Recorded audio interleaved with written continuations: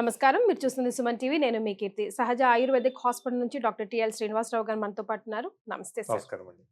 సరే, ఏజ్‌తో వచ్చేవి ఇదివరకు మోకాళ్ళ నొప్పులు. అవునండి. ఇప్పుడు మాలాంటి వాళ్ళకి, నాకన్నా చిన్న వాళ్ళకి, చిన్న వాళ్ళకి కూడా వస్తాయి. అసలు పిల్లలకి, నా పిల్లలకి కూడా వచ్చేస్తున్నాయి. పేరు అంత ఈజీగా వచ్చేస్తున్నాయండి. అవునండి. ఏమనంటే అరిగిపోతున్నాయి, గుజ్జు తగ్గిపోతుంది. కావాల్సినంతగా లేదు, లేదు. బోన్స్ స్ట్రాంగ్‌గా లేవు అవును. అంటున్నారు. చిన్నప్పటి నుంచి ఏం ఫుడ్ పెట్టారు అని అంటున్నారు. చాలా సింపుల్‌గా, కానీ బోన్స్ సెట్ కదా సార్ చాలా చాలా ఇంపార్టెంట్. ఇంపార్టెంట్ స్ట్రక్చర్ అండి అది. మనకి బిల్డింగ్ కి ఎలాగైతే పిల్లర్ స్ట్రక్చరో మన బాడీకి బోన్ స్ట్రక్చర్. సో ఎలా ఏం సమస్యకి మాకు పరిష్కార Correct. మార్గం సూచించాలి సహజ ముఖ్యంగా ఆయుర్వేదంలో? ఏంది అంటే యాక్చువల్ గా మోకాళ్ళ నొప్పులు రావడానికి మెయిన్ కారణం ఒబేసిటీ అండి. అంటే హైట్ కి తగ్గట్టు వెయిట్ ఉండి కరెక్ట్ గా ఫుడ్ తీసుకుంటే మోకాళ్ళ నొప్పులు రావు. కొన్ని కారణాలు ఏంది అంటే ముఖ్యంగా మెట్లు ఎక్కడం ఒకటి. ఓకే. చాలా మంది సైక్లింగ్ ఎక్సర్సైజ్ కోసం సైక్లింగ్ చేస్తూ ఉంటారు. వాళ్ళ లోపల మోకాళ్ళ నొప్పులు వచ్చే ఛాన్సెస్ చాలా ఎక్కువగా ఉంటాయి. మరి వైట్ బ్యాలెన్స్ చేయాలంటే ఇవన్నీ వెయిట్ బ్యాలెన్స్ చేయాలంటే వెయిట్ ఎక్కువగా ఉన్నప్పుడు సైక్లింగ్ కానీ స్టేర్ కేస్ కానీ అవాయిడ్ చేయాలి. ఓకే. వేరే చూసుకోవాలి. హైట్ కి తగ్గట్టు వెయిట్ ఉన్నారనుకోండి ఏం ప్రాబ్లం లేదు, ఏదైనా చేయొచ్చు. ఓకే. లేనప్పుడు మాత్రమే వెయిట్ లాస్ ఎక్స్ట్రా కోసం ట్రై ప్రెషర్ చేస్తారు. ఇవ్వొద్దంటారు. వెయిట్ లాస్ కోసం ట్రై చేస్తారు. ఆ ట్రైయింగ్ లో సైక్లింగ్ చేస్తారు. ఆ సైక్లింగ్ వల్ల తొందరగా మోకాళ్ళు అరిగిపోయే ఛాన్స్. కొందరు స్టేర్ కేస్ ఎక్కి దిగుతా ఉంటారు, వాళ్ళలో కూడా మోకాళ్ళు అరిగిపోయే ఛాన్స్ ఎక్కువ ఉంటాయి. ఓకే. కాబట్టి మనం మెయిన్ గా ముఖ్యంగా ఏం చేయాలి అంటే వెయిట్ ని కంట్రోల్ చేసుకునే ప్రయత్నం చేయాలి. హైట్ కి తగ్గట్టు వెయిట్ ఉండేలాగా చూసుకోవాలి. First point. రెండవది ఇంకొకటి ఏం జరుగుతుంది అంటే మోకాళ్ళలో ఉండేటువంటి లూబ్రికేషన్ ఇదివరకట్లాగా అంటే పూర్వకాలంలో బాగా ఉండేది, ఇప్పుడు ఉండట్లేదు. ఎందుకంటారు? ఎందుకంటే మనం పాలిష్డ్ రైస్ తింటున్నాం. ఓకే. యాక్చువల్ గా ఆ రైస్ పైన ఉండేటువంటి లేయర్, మనం పూర్వకాలంలో తౌడు అంటుంటాం, ఐడియా ఉంది కదా, దాని లోపట ఒక ఆయిల్ ఉంటుంది. ఆయిల్ లూబ్రికేషన్ లాగా పనిచేస్తుంది మన బాడీలో అన్ని జాయింట్స్ కి. ఓకే. ఎప్పుడైతే మనం ఫుల్ పాలిష్డ్ వైట్ రైస్ తింటున్నామో, ఆ తౌడుని కంప్లీట్ గా రిమూవ్ చేస్తున్నామో, మన బాడీకి అందాల్సినటువంటి ఆయిల్ అనేది అందట్లేదు. లూబ్రికేటింగ్ ఆయిల్ అంటే మనం తీసుకునే స్వీట్ ఆయిల్స్ కావు, దీనికి సపరేట్ లూబ్రికేటింగ్ ఆయిల్ ఉంటుంది. అది ఓన్లీ రైస్ పైన ఉండేటువంటి లేయర్స్ లో మాత్రమే ఉండేది. అందుకే అప్పుడు తిన్న వాళ్ళు, దంపుడు బియ్యం తిన్న వాళ్ళు అసలు 10 కిలోమీటర్లు నడిచి వచ్చే వాళ్ళు హ్యాపీగా. ఇప్పటికి వాళ్ళని మనల్ని కంపేర్ చేసి వాళ్ళని పట్టుకొని నడవాల్సి వస్తుంది మనం. అవును సార్, నిజం. అట్లా జరుగుతుంది. అందుకోసమే ఎప్పుడైనా సరే పాలిష్డ్ రైస్ తగ్గించి హైట్ కి తగ్గట్టుగా వెయిట్ ఉండేలాగా చూసుకొని రెగ్యులర్ గా ఎక్సర్సైజ్ చేస్తూ ఉంటే మోకాళ్ళ నొప్పులు రావు. ఓకే. సో ఇప్పుడు పాలిష్డ్ రైస్ దొరుకుతుంది మార్కెట్ లో. Complete polished rice 99% polished rice. దంపుడు బియ్యం ఎక్కడ దొరుకుతున్నాయి? ఎవరు చేయట్లేదు, అది మనం తినట్లేదు. కరిగిపోయాయి. మన పిల్లలైతే అసలు తినట్లేదు, వాటి టేస్ట్ వాళ్ళకి నచ్చదు. కరిగిపోయాయి, ఆల్రెడీ అరిగిపోయాయి. ఇప్పుడు మాకు సహజాలో ఎలాంటి ప్రత్యామ్నాయ మార్గాలు ముఖ్యంగా ఏంటంటే ఒకసారి అరిగినటువంటి గుజ్జు ఏదైతుందో అది రిపీట్ అవ్వదు. ఇది మైండ్ లో బాగా గుర్తుంటే నేను మళ్ళా నార్మల్ కి రాదంటారు. రాదు. నేను గుజ్జుని ఇంప్రూవ్ చేస్తాను, మళ్ళీ ముందులాగా మిమ్మల్ని ఉరికిస్తాను, పరిగెత్తిస్తానంటే అది ఎవరు చెప్పినా నమ్మకండి, అది రాదు. అదంతా ఉత్తి మాటలే, మ్యాజిక్ చేయడమే. ఎప్పుడైనా సరే మనం పెంచాల్సింది ఏంటి అంటే లూబ్రికేషన్ పెంచవచ్చు. ఆయుర్వేద సిద్ధాంతాల్లో, ఆయుర్వేద బుక్స్ లో చెప్పింది ఏంటి అంటే ఎక్కడైతే మీకు ఫ్రిక్షన్ ఏర్పడుతుంది, అరగడం వల్ల ఏం జరుగుతుంది, రెండు ఎముకల మధ్యలో ఫ్రిక్షన్ ఏర్పడుతుంది. అంటే ఆ రెండు ఎముకని అరగకుండా ఉన్నటువంటి గుజ్జు అరిగిపోయి రెండు ఎముకలు రాసుకుంటున్నాయి. ఇక్కడ గనక మనం లూబ్రికేషన్ ఇంప్రూవ్ చేస్తే ఎముకలు రుద్దుకోవడం అనేది తగ్గుతుంది. ఎప్పుడైతే ఎముకలు రుద్దుకొని ఫ్రిక్షన్ తగ్గిస్తుందో పెయిన్ తగ్గిపోతుంది, పెయిన్ తగ్గుతుంది.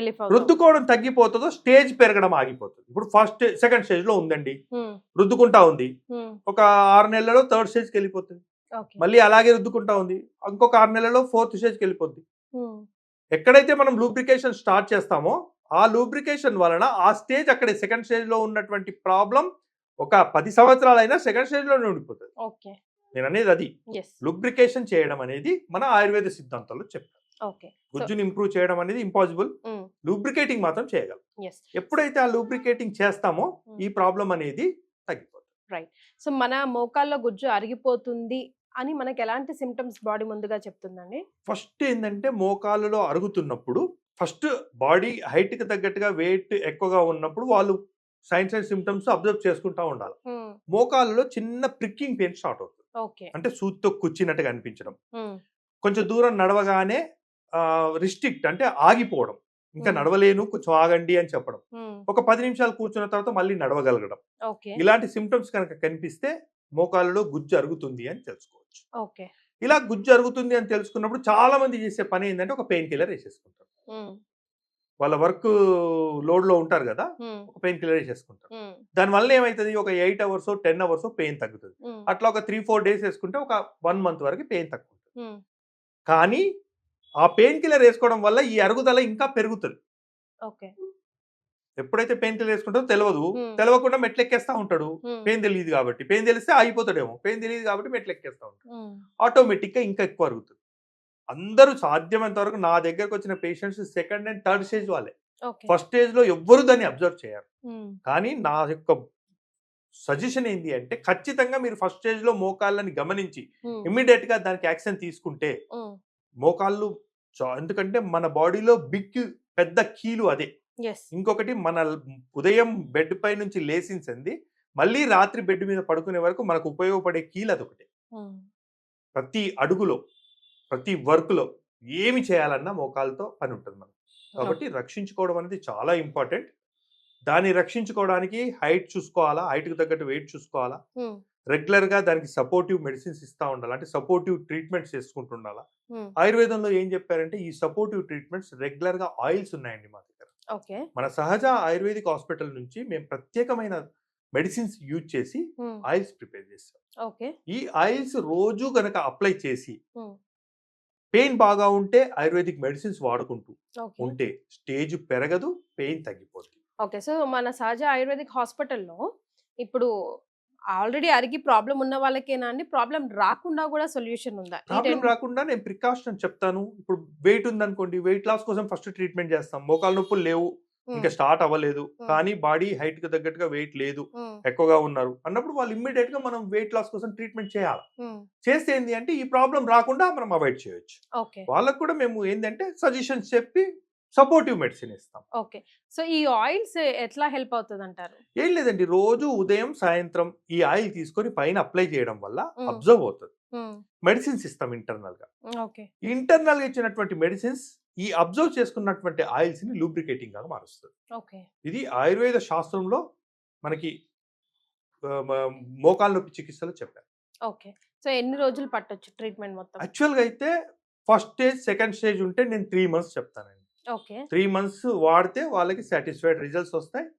ఆ తర్వాత హైట్ వెయిట్ లేకపోతే తగ్గిపోతుంది. సో మన హాస్పిటల్కి వచ్చి ట్రీట్మెంట్ చేసుకోవాలా, లేకపోతే వాళ్ళు ఒక్కసారి నాకు ఎక్స్రే కానివ్వండి, ఎంఆర్ఐ కానివ్వండి చూయించి ట్రీట్మెంట్ చేసుకుంటే వాళ్ళ స్టేజ్ ఏంది, వీళ్ళ ప్రకృతి ఏంది. ఇంకొకటి ఏంటి అంటే మీకు ఇచ్చిన మెడిసిన్ నాకు పనిచేయదు, నాకు ఇచ్చిన మెడిసిన్ ఇంకోటి పనిచేయదు.